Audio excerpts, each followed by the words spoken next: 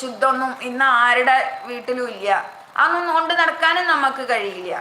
അപ്പോൾ ഇങ്ങനെ വെക്കുന്നത് നല്ലതാണ്. പിന്നെ നമ്മൾ സ്ത്രീകളെ സംബന്ധിച്ചിടത്തോളം സ്ത്രീകൾക്കൊരു മിഥ്യയായിട്ടുള്ള ഒരു ധാരണ ഉണ്ട്.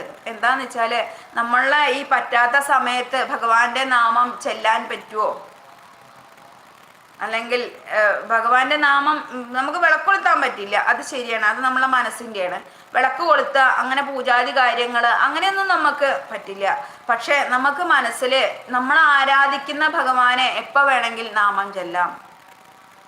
ഞാൻ മനസ്സിലാക്കിയ ഒരു പാഠമാണ്. കാരണം എനിക്ക് ഭഗവാന്റെ ദർശനങ്ങൾ കിട്ടിയതൊക്കെ ഈ ഒരു സമയത്താണ്. നമ്മൾ ഒരു നമുക്ക് പറ്റാത്ത ഒരു 4 ദിവസത്തെ ആ സമയത്താണ് എനിക്ക് ഭഗവാന്റെ ദർശനങ്ങൾ മുഴുവനും കിട്ടിയിരിക്കുന്നത്. ഇത് ഞാൻ കള്ളത്താൻ പറയല്ല, എൻ്റെ ജീവിത സത്യമാണ് ഞാൻ പറയണത്.